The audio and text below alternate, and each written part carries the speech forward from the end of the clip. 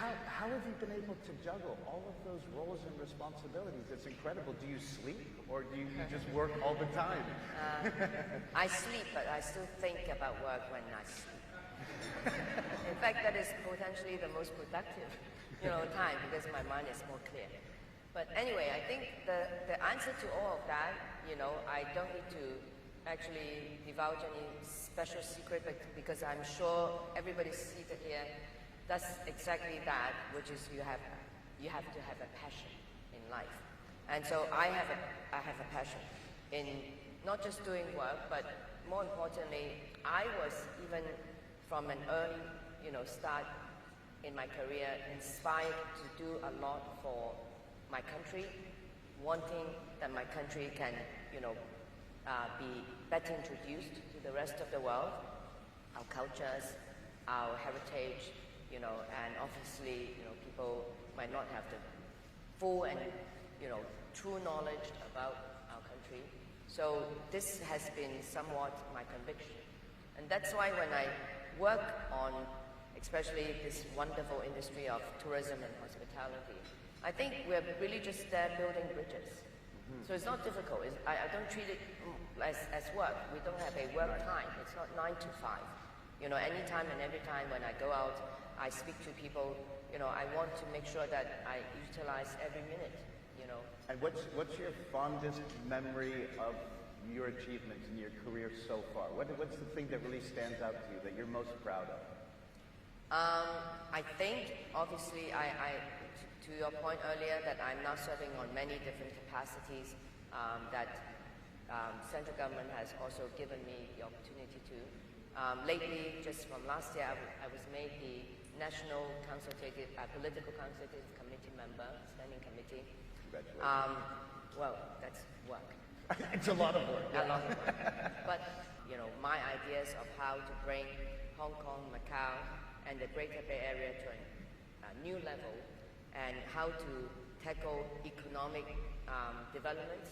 So that seems to me is, it's not still my goal, my final goal, but that is clearly, something that will mark, an important milestone, I believe. Well, I would even say that you're an individual that's going to make a difference in the world. I think that some of the things that you do actually have global consequence, and you are going to, as Steve Jobs once said, you're going to make a dink on the universe. And what do you think that dink on the universe is? What would be that ambition of that? I'm embarking on it. In fact, this year, I think I'm going to start already with little, small steps, but I'm already starting to plan towards that.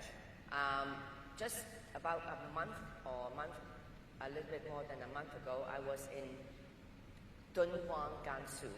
I don't know how many of you actually have heard about this. I've been there, believe it or excellent. not. Yeah.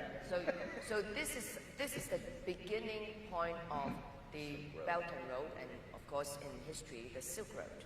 This is in the northwestern part of China. It is basically the place where everybody started using the Silk Road as the way to do export, and also it brought together many different cultures. It was the point where Buddhism as a faith was brought into China, and it is a very interesting place. It's in the desert.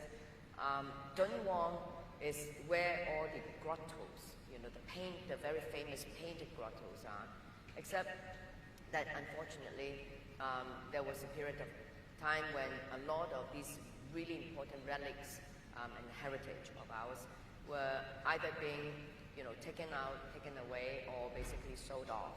And so now we want to really re-ensemble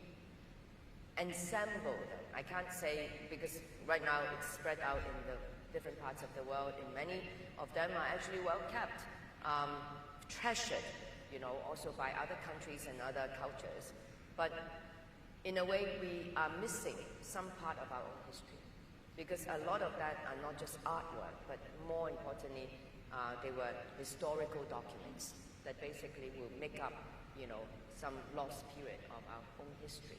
So what I'm doing, for instance, and I'm going away next week to France for precisely that, I've been trying to get together through my own network, Guimet Museum, which today should be possessing over 50% of all of the lost art from the grottos from Dunhuang.